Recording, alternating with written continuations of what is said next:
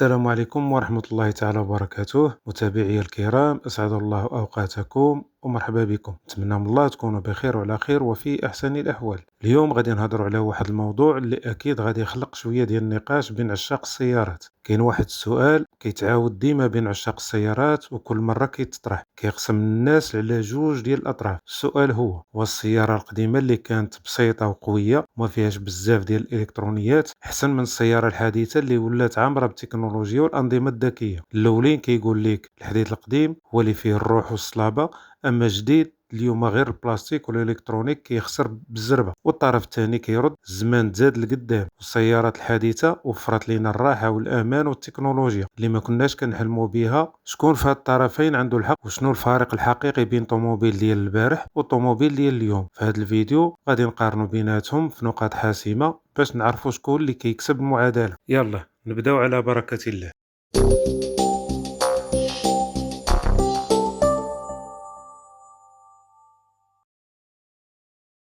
ملي كنقولوا سيارة قديمة ما كنقصدوش بالضرورة شي سيارة عمرها 40 ولا 50 عام، كنقصدو السيارات اللي كانت مصنوعة خصوصا في الأجيال السابقة واللي كانت كتعتمد بزاف على الميكانيك أكثر من الإلكترونيات. هاد السيارات غالبا كانت بسيطة وكتكون من محرك، ناقل الحركة، فرانات، نظام تعليق اي سسبونسيون وبعض الأنظمة الكهربائية، ولكن ما كانوش فيها عشرات الحساسات ولا شاشات كبيرة ولا كاميرات ولا أنظمة إلكترونية كتدخل في كل صغيرة وكبيرة. أما السيارات الحديثة فولات تقريبا بحال كمبيوتر متحرك، ممكن تربطهم مع الهاتف، أنظمة ديال الفرملة، مراقبة ديال النقطة العمياء، وأحيانا جي بي اس. عندك شاشات، كاميرات، حساسات وأنظمة مساعدة للسائق. السيارة تقدر حتى تدخل في السياقة باش تعاونك تتفادى الحادث. يعني الفرق بيناتهم ما بقاش غير في الشكل، الفرق ولا فلسفة كاملة ديال صناعة السيارات.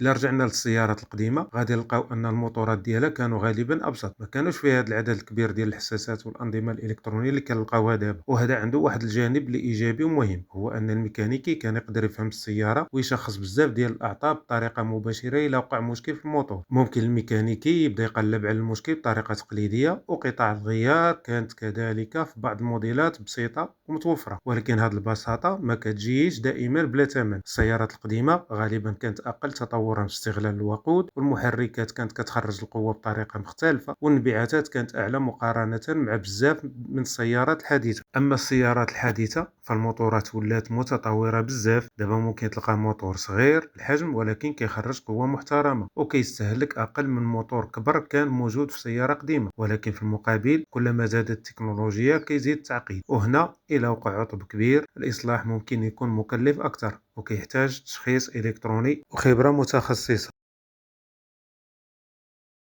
بالنسبة لاستهلاك الوقود فغالبا السيارات الحديثة كتكون فيها عندها أفضلية. علاش؟ حيت الشركات دارت تطور كبير في المحركات باش تحصل على قوة مزيانة مع استهلاك أقل. السيارات الحديثة كتستعمل تقنيات متطورة باش تحكم بشكل دقيق في عملية الاحتراق، وهذا الشيء كيعاون على الاقتصاد ديال الوقود. وزيد عليها السيارات الهجينة والكهربائية اللي بدلات مفهوم استهلاك الطاقة بشكل كبير. أما السيارات القديمة فبعض المحركات الكبيرة كانت تستهلك كمية أكبر من الوقود باش تعطي نفس الأداء اللي ممكن تلقاه اليوم محرك أصغر وأكثر كفاءة. بشكل عام التطور التقني عطى للسيارات الحديثة أفضلية كبيرة في الكفاءة واستهلاك الوقود.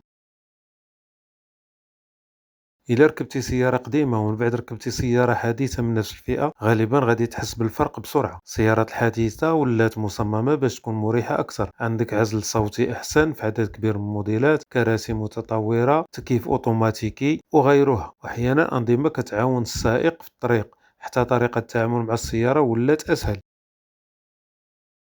هنا خاصنا نكونوا واضحين، إذا كانت مقارنة بين سيارة قديمة وسيارة حديثة من ناحية السلامة فالتكنولوجيا الحديثة دارت فرق كبير. السيارات الحديثة كتقدر تكون مجهزة بأنظمة متعددة للمساعدة لحماية الركاب وتقليل مخاطر الحوادث، بحال الوسائد الهوائية، أنظمة الثبات الإلكتروني، أنظمة مساعدة الفرامل، مراقبة النقطة العمياء في بعض الموديلات، والتحذير من الخروج عن المسار. وأنظمة أخرى كتختلف حسب السيارة والسوق.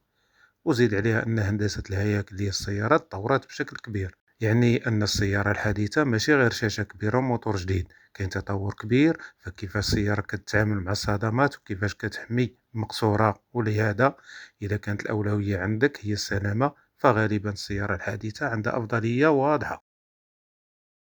ودابا وصلنا لواحد الجانب اللي كيهم عشاق السيارات بزاف، وهو متعة السياقة. بعض السيارات القديمة عندها شخصية خاصة، الصوت ديال الموتور، طريقة تبديل السرعات، الإحساس بالديريكسيون، وحتى طريقة تفاعل السيارة مع الطريق. هاد الأشياء كلها كتخلي السائق يحس أنه هو اللي كيتحكم في السيارة. أما السيارات الحديثة فبزاف منها ولات سريعة، دقيقة ومريحة، ولكن أحيانا التكنولوجيا كتدخل بين السائق والسيارة، وهنا غادي تلقى جوج الأنواع ديال الناس. واحد كيقول أنا باغي سيارة مريحة هادئة وآمنة، وواحد كيقول انا باغي نحس بالسياقه. وما كاينش شي جواب ديال شي واحد اللي صحيح، حيت هذه مساله مرتبطه بالشخص اللي غادي يسوق السياره. الحقيقه كاين نقاط اخرى للمقارنه، مثلا المتانه والاعتماديه والصيانه والثمن. غادي نكتفي غير بهذه النقاط اللي ذكرت سابقا. وفي النهايه السيارات القديمه والحديثه كل وحده عندها الميزات والعيوب ديالها. السيارات القديمه كتميز غالبا بالبساطه، سهوله بعض الاصلاحات والشخصيه والاحساس ديال السياقه. اما السيارات الحديثه فكتميز بالتكنولوجيا، الراحه، الكفاءه والانظمه المتطوره ديال السلامه والمساعده. ولكن راه كاين واحد الامر اهم من كل شيء،